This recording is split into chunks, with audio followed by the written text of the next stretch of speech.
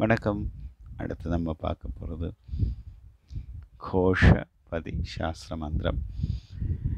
நான் இதுக்கும் வேறு எக்ஸ்ப்ளனேஷன் ஒன்றும் கொடுக்கல. ஏன்னா எக்ஸ்பிளைன் பண்ணாலும் உங்களுக்கு புரியாது. 1 2 எக்ஸ்பிளைன் பண்ணால் இந்த பிள்ளையாரோ உபாசனை பண்ணாமல், இல்லை உச்சிஷ்ட கணபதியோ இந்த மாதிரி தேவதைகளை உபாசனை பண்ணால் இதை எடுத்து வச்சு சாங்கு, அப்போ சங்கு பண்ணும்போது, அதாவது பாடும்போது நிறைய அடிக்கு மேலே அடி வரும்.